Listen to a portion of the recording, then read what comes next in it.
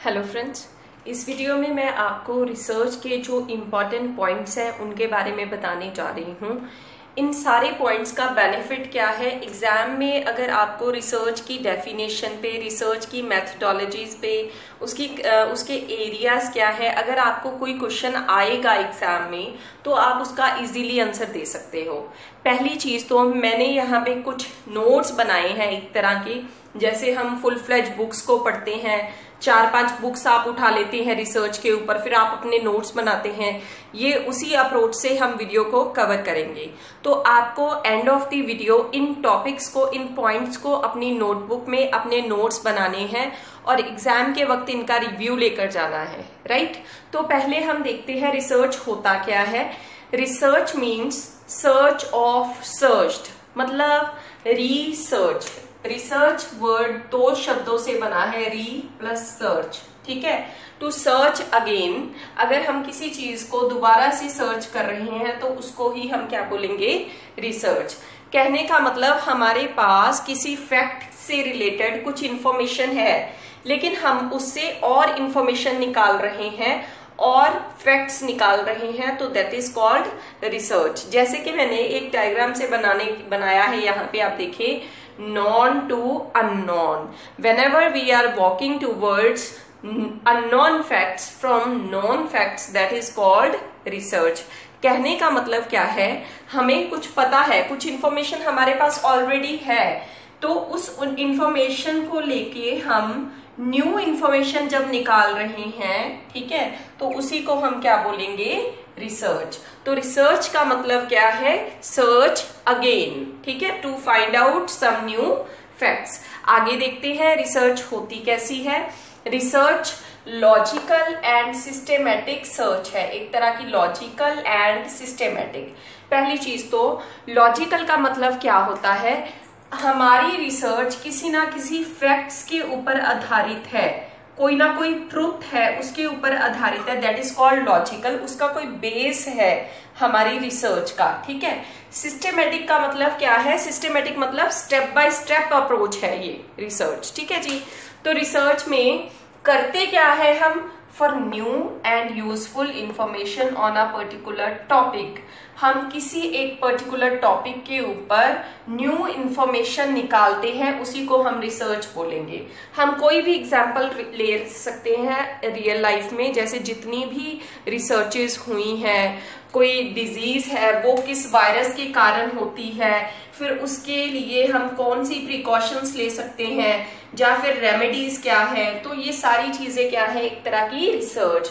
तो रिसर्च क्या है, for new and useful information on a particular topic. वो टॉपिक कोई भी हो सकता है, ठीक है, पर्टिकुलर टॉपिक। आगे देखते हैं रिसर्च में सर्च फॉर नॉलेज, मतलब रिसर्च है क्या, सर्च फॉर नॉलेज। मैंने पहले भी आपको बताया दैट सर्च अगेन, सर्च क्यों कर रहे हैं, to finding new facts. New facts से क्या होगा, we will get some knowledge, right. आगे देखते हैं डिस्कवरी ऑफ हिडन ट्रुथ्स, मतलब हमारे पास कुछ ट्रुथ्स है ऑलरेडी, लेकिन कुछ चीजें ऐसी है जो पीछे छुपी हुई हैं, उन चीजों को बाहर निकालना, दैट इज कॉल्ड रिसर्च। आगे देखते हैं it can add new contribution to existing knowledge, मतलब रिसर्च में आपने बार बार ध्यान एक चीज पे देना है कि हमारे पास कुछ नॉलेज है and we are adding some new facts to that knowledge. हमारी नॉलेज का दायरा पहले इतना है, हम उसमें कुछ न्यू फैक्ट, कुछ ऐसी रिसर्च करके न्यू फैक्ट्स को ऐड करके अपनी नॉलेज को वास्ट कर रहे हैं, ठीक है, यही है रिसर्च। मतलब एग्जिस्टिंग नॉलेज में we are adding some factors, new factors, ठीक है। नेक्स्ट देखते हैं we can make progress in a field. अगर हम रिसर्च नहीं करेंगे तो जो भी हमारा कंसेप्ट है, जो भी हमारा एरिया है, वो एरिया वहीं पे रुक जाएगा, उसकी डेवलपमेंट नहीं होगी। तो रिसर्च का मतलब क्या है, उस पर्टिकुलर फील्ड में प्रोग्रेस करना। जैसे मान लीजिए हम एजुकेशन की बात ले लेते हैं, एजुकेशन में if we are finding new facts, research हो रही है, जैसे कंप्यूटर्स में ही लगा लो, पहले फर्स्ट जनरेशन के कंप्यूटर्स थे, न्यू रिसर्च करके हमने न्यू फैक्ट्स ऐड करके उसको सेकेंड जनरेशन में ले आई। तो हमने क्या किया, जनरेशन 5 तक हम पहुंच गए, रोबोटिक्स आ गया, एआई आ गया, तो we can make progress in a field. हमने किसी फील्ड में प्रोग्रेस की है with the use of research. तो रिसर्च का मतलब क्या है, to adding new facts, new knowledge to our knowledge base. हमारे पास पहले कोई नॉलेज है, उसमें हम कुछ नॉलेज बेस को, न्यू नॉलेज को ऐड कर रहे हैं। ठीक है, मैं फिर से आपको बताना चाहती हूँ, ये वीडियोस आपके लिए बहुत इंपॉर्टेंट है रिसर्च के पॉइंट ऑफ व्यू से, और आपने इन चीजों को अपनी नोटबुक पे नोट करना है, क्योंकि एक बार आपने सुनी होंगी ये वीडियो, तो एग्जाम के वक्त अगर रिसर्च का आपको कोई भी क्वेश्चन आता है, क्योंकि हम नहीं बोल सकते कौन सी बुक्स में से आएगा, there are plenty of books on research, ठीक है, तो कहीं से भी क्वेश्चन आ सकता है। कुछ बेसिक टर्मिनोलॉजी है जो सभी जगह पे सेम रहेंगी, तो उनको हमने ऐसे कवर करना है। अगर किसी पर्टिकुलर पर्सन की कोई डेफिनेशन है, डेफिनेटली उसको हमें वैसे ही ध्यान में रखना होगा कि ये व्यूज किसके हैं रिसर्च के रिगार्डिंग, ठीक है। लेकिन जो बेसिक फंडामेंटल्स है वो सही सभी जगह पे सेम है, तो वो क्या है, वही पॉइंट्स ये आपके सामने लिखे हुए हैं। आगे देखते हैं जी, रिसर्च से होता क्या है।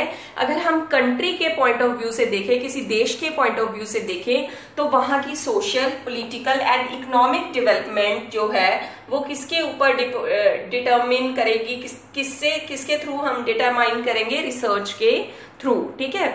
तो रिसर्च मतलब पूरे देश की जो इकोनॉमिक डेवलपमेंट है, सोशल, पॉलिटिकल, वहां पे लोगों के व्यूज भी रिसर्च से चेंज होते जाते हैं। अगर कुछ न्यू फैक्ट्स मिल रहे हैं तो नेचुरली है कुछ न्यू ऐड हो रहा है उनके नॉलेज बेस में, तो कंट्री की डेवलपमेंट रिसर्च पे काफी डिपेंड करती है।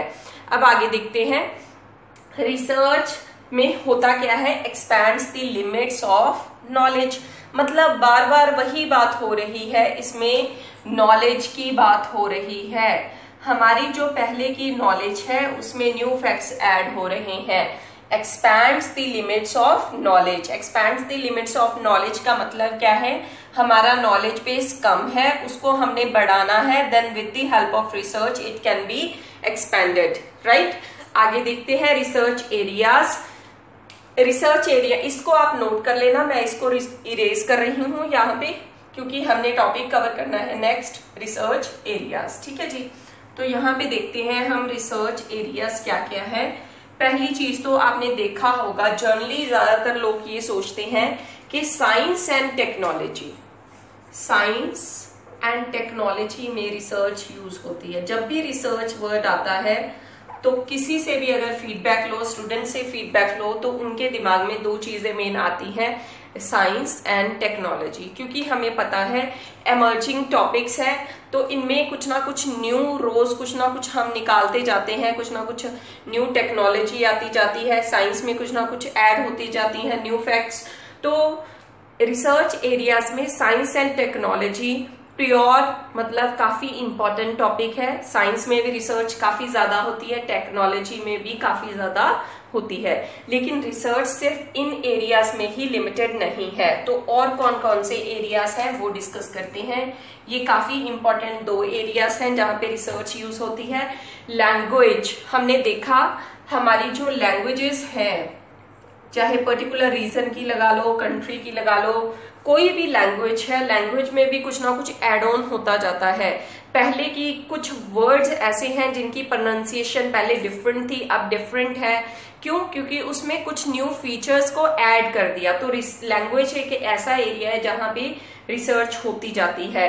हिस्ट्री, हिस्ट्री का मतलब क्या है, जैसे कि पहले क्या क्या था, कहीं ना कहीं खुदाई हो रही है, वहां से कुछ ना कुछ प्रूफ मिल रहे हैं कि पहले ऐसे कॉइन्स चलते थे, ऐसे लोगों का लिविंग स्टैंडर्ड था, ऐसे उनके घर थे। तो रिसर्च हिस्ट्री में भी काफी ज्यादा होती है। तो रिसर्च का एरिया और क्या है, लैंग्वेज है, literature,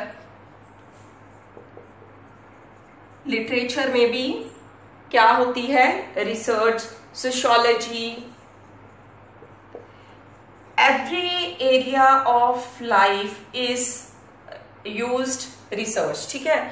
is influenced by research. तो लाइफ का हर एक ऐसा एरिया रिसर्च से इन्फ्लुएंस्ड है। Whatever might be subject कुछ भी हो, research has to be an active and systematic process in the inquiry in order to discover some new facts. ठीक है, तो रिसर्च मतलब हर एक लाइफ के हर एक सब्जेक्ट में, हर एक पॉइंट पे, हर एक एरिया में यूज होती है। किसके लिए यूज होती है? टू फाइंड फैक्ट्स को फाइंड करने के लिए।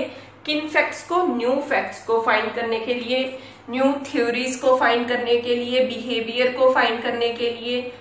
ठीक है, जैसे कि मेडिकल फील्ड में काफी रिसर्च होती है, तो रिसर्च का मेन मोटिव क्या है? अगर आपने दिमाग में रखना है एग्जाम के वक्त, तो आपको रिमाइंड रखना है कि रिसर्च मीन्स सर्च अगेन। मैं फिर से बोल रही हूं, ये एक तरह के नोट्स है आपके लिए। आपने इन सारी चीजों को अपनी नोटबुक में नोट करना है।